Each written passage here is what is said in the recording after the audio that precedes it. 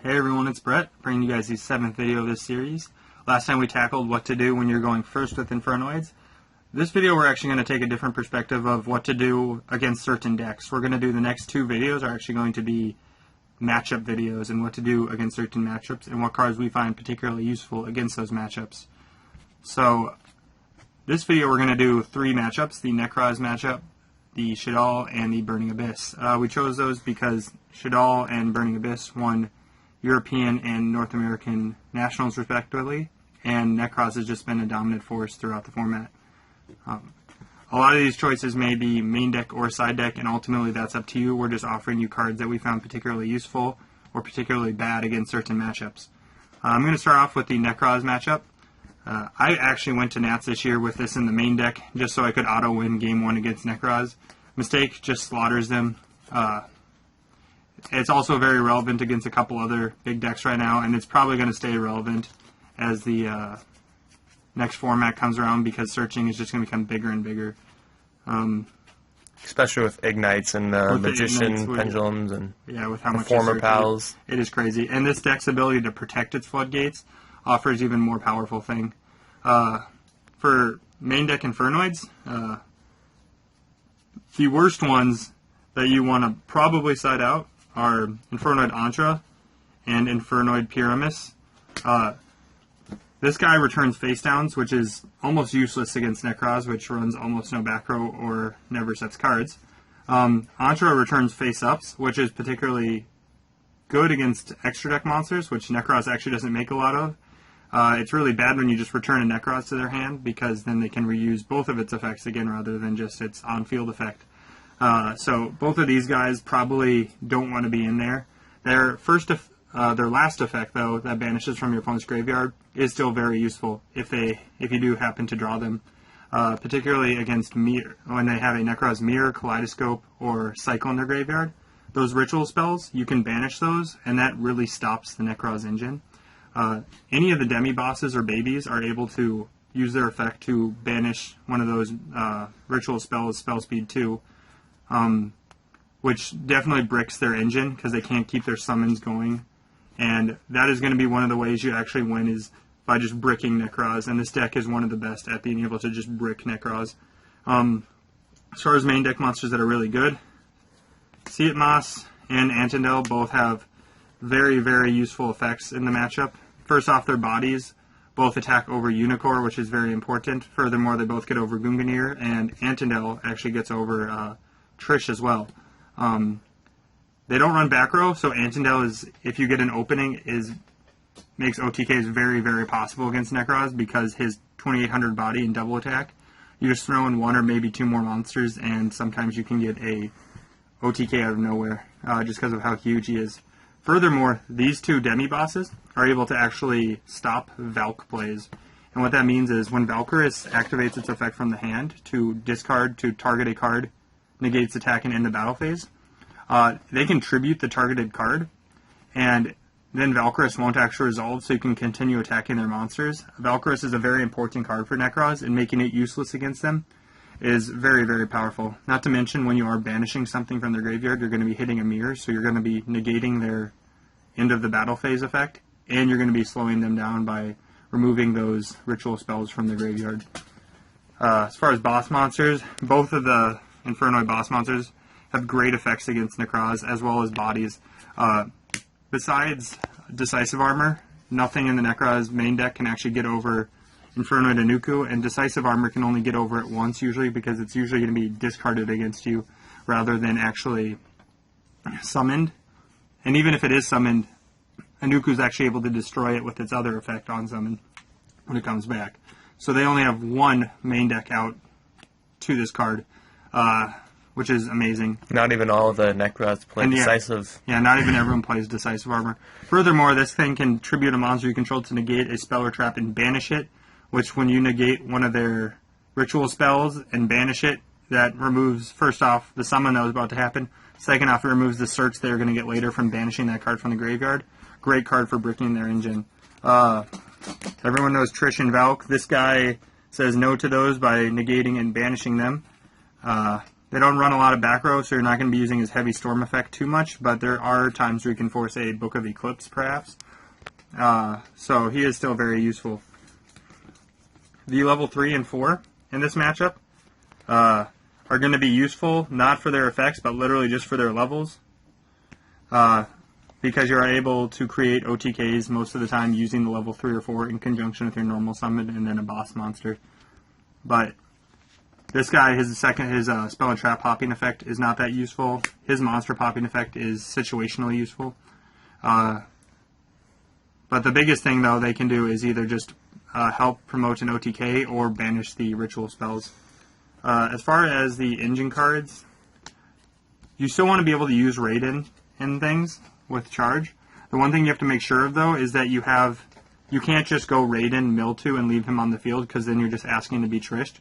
So what you're going to want to do is either sink him off the field into a card that's going to help you prevent from being trished, or summon something that can negate a trish, or put an Infernoid on the field that's able to tribute themselves off, so that when your opponent's turn rolls around, you don't have a field and therefore can't get trished. An example of the extra deck monsters, what would you get? Clearwing Synchro Dragon is a really great one because it negates pretty much everything. And you can make it, even if they have a Unicorn on the field, which negates extra deck monsters, if you have Clearwing and any Infernoid monster, you can still make Clearwing's effect resolve by letting it activate on the field, then tributing it for cost with a Infernoid effect, and then it will resolve in the graveyard, negating the bigger monster that was coming out. Its effect. Last but not least, we'll talk about some spells. The biggest thing for this matchup is running spells like Book of Moon, Book of Eclipse. These help break the lock. That is the one thing this deck has a hard time with, is the Djinn lock, which hopefully after this format won't actually be a thing anymore because it is very degenerate. Another way to break the lock is if you open with Charge of the Light Brigade and you are able to search for Erin, Lightsworn Monk. Yeah, she is a great out to the lock because the only discard trap they can use is Valk against that, because even if they Gungnir to destroy by battle, Erin will actually return Quasalis to the deck. And one of the better things about Erin is it actually does return it to the deck and not the graveyard, so they can't banish it for a Valk, and they can't banish it to search for one of their ritual spells. So you're going to want to be having a lot of one-card spell card outs to the lock, though, Charge of the Light Brigade included. The more you have, the easier it is to get over them. Furthermore, just mass removal is very good against Nekroz. This guy has some merit to the matchup. Chaos Hunter, he's going to be seen more and more as Infernoids become more and more relevant, hopefully. This guy says your opponent cannot remove cards from play, and you can special him either through Reasoning, Monster Gate, or by his effect, which is discard one card when your opponent specials a monster. He literally just says your opponent cannot remove from play cards. That means they can't activate the effect of Trish. That means they can't activate the effect of any of their ritual spells in the graveyard to remove something. They can't activate Valk to banish a card, to discard a card. And one of the best things about Chaos Hunter is if you're going second and they open up the lock, right as they make Lavalval Chain, you can drop Chaos Hunter, and this prevents them from sending Djinn to banish to make the lock. So it's another out to lock as well as prevention from lock. So that's also Thunder King is awesome against Nekroz. That goes without saying. Honorable mention right there. Next up, we will talk about Burning Abyss. Unfortunately, a lot of the cards that are good against Nekroz are actually really bad against Burning Abyss. The Dark Hole and Regekis, for instance, very bad. They don't do much against it. Game 2, if the Burning Abyss player is going to be siding Vanity or Majesty, these have some merit. But against the just Burning Abyss monsters, Dark Hole and Regeki usually aren't that useful. Things that are useful, that aren't useful against Nekroz, Void Seer becomes a lot more useful because you don't want them getting to use those discard traps to slow down your plays. Void Seer is very, very good at preventing that. Furthermore, if they do resolve some Karma Cuts, your Burial is going to become even more clutch because it's going to let you return those faster. The Lightsworns are very good against Burning Abyss. Erin, as we said, can return Dante's to the deck just like it can return Quasalis. You can use Lila to force their spell and traps. You can use Raiden to make big synchro plays and mill the graveyard. A few of the really good synchros against Burning Abyss are Michael, if you can make him. He can banish a Dante or banish a Virgil, which is really good because then they don't get their effect. Other great cards are Castell, which can return Dante. Basically, you just don't want Dante to go to the graveyard.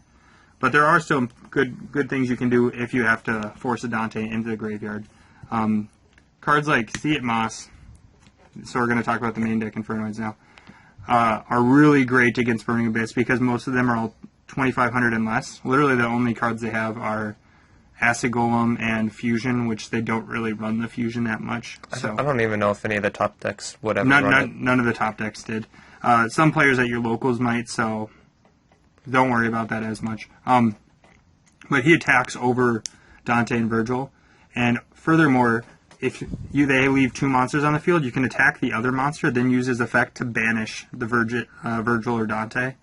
So during the Burning Abyss matchup, you're going to want to be using See It Moss more than Antindel because of that banish effect.